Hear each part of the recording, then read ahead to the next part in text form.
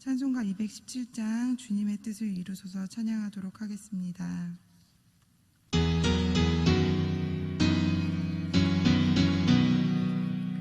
주님의 뜻을 이루소서 고요한 중에 기다리니 진흙과 같은 날 믿으사 주님의 영상 만드소서 주님의 뜻을 이루소서 주님 발 앞에 엎드리니 나의 맘속을 살피시사 눈도 다이게 하옵소서 주님의 뜻을 이루소서 병들어 몸이 피곤할 때 권능의 손을 내게 펴사 새롭게 하여 주옵소서 주님의 뜻을 이루소서 온전히 나를 주장하사 주님과 함께 동거함을 만민이 알게 하옵소서. 아멘.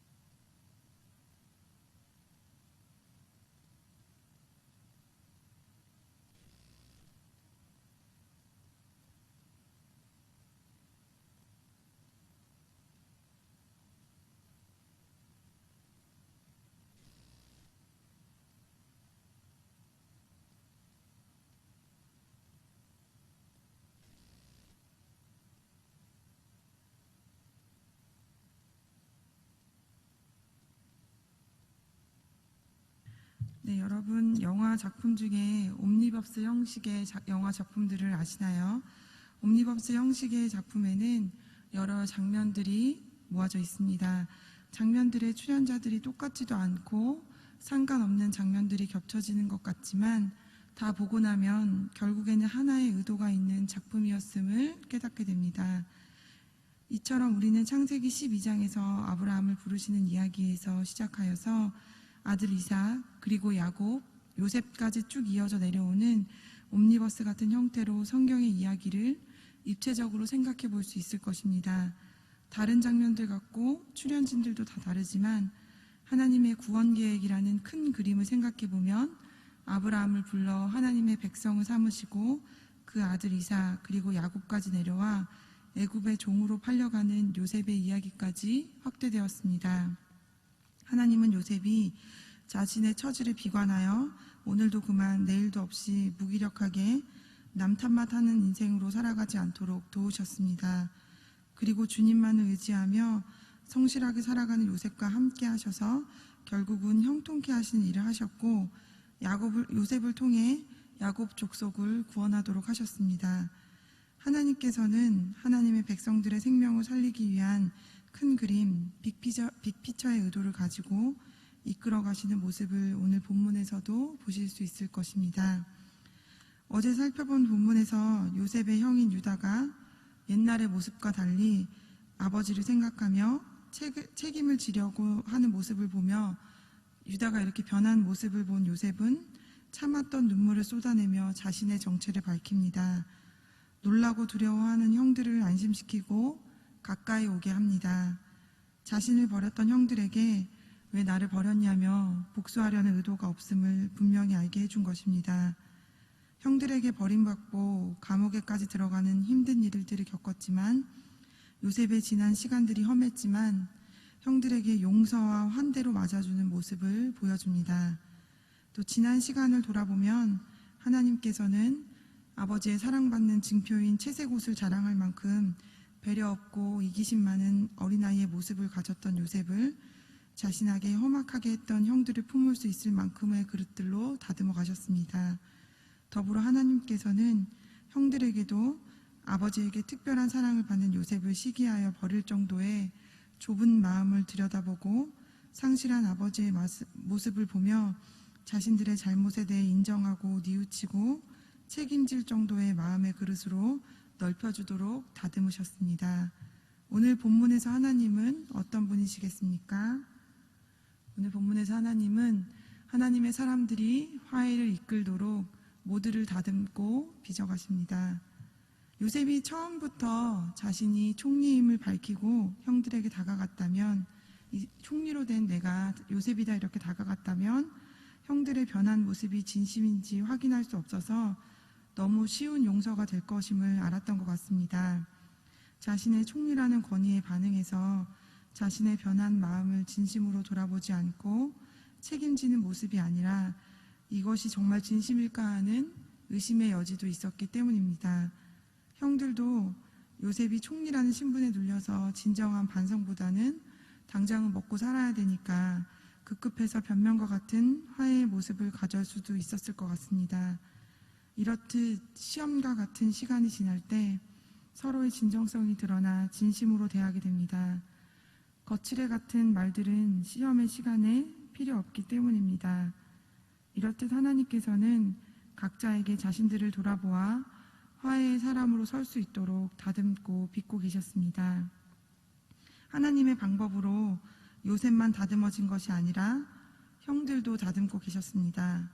화해할 수 있도록 자신을 진심으로 돌아볼 수 있도록 하나님께서는 다듬고 계셨기 때문입니다.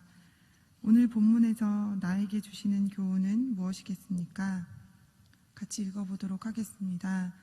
생명을 구원하는 하나님의 큰 그림을 마음에 새겨 화해를 실천하는 하나님의 일에 동참하여야 합니다.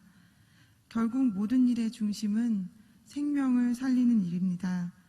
한치 앞이 보이지 않던 감옥에서의 고난의 시간을 통과하게 된 것도 요셉이 결국 고백하게 된 것처럼 생명을 구원하는 일에 대한 하나님의 계획이셨습니다.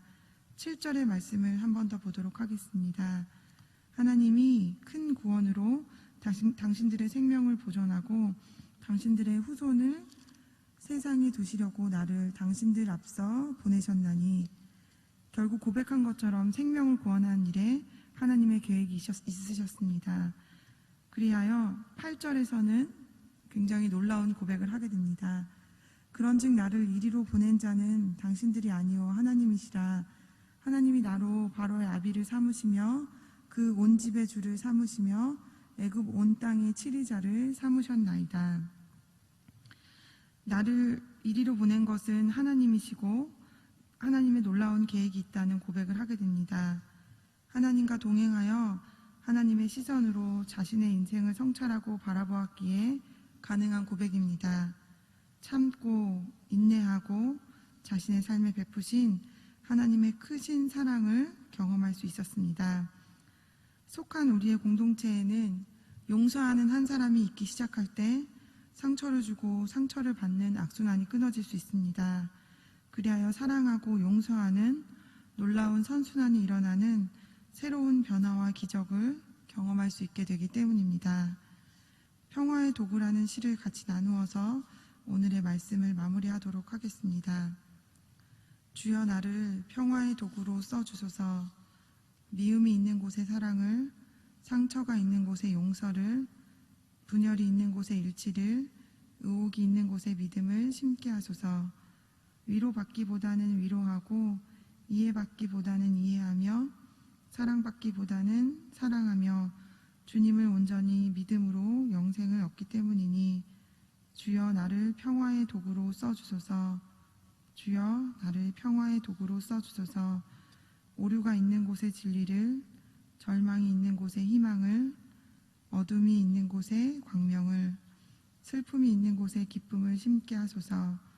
위로받기보다는 위로하고 이해받기보다는 이해하며 사랑받기보다는 사랑하며 주님을 온전히 믿음으로 영생을 얻기 때문이니 주여 나를 평화의 도구로 써주소서.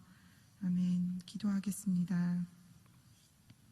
주님, 모든 일에 주님의 뜻이 있음을 믿습니다.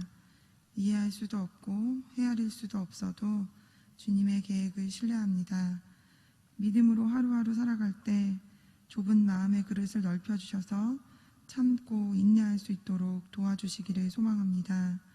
생계가 막막하여진 자들, 몸이 아픈 자들, 관계의 단절로 마음이 상한 자들을 위로하여 주시고 하늘의 문을 열어주셔서 하나님의 놀라운 도우심을 경험하는 믿음의 간증들이 우리 시온성교회에 넘쳐나게 하여 주시기를 소망합니다. 특별히 갈등과 분쟁이 있는 곳에 용서와 화해로 서는 저희들이 되게 하여 주시옵소서. 예수님의 이름으로 기도합니다.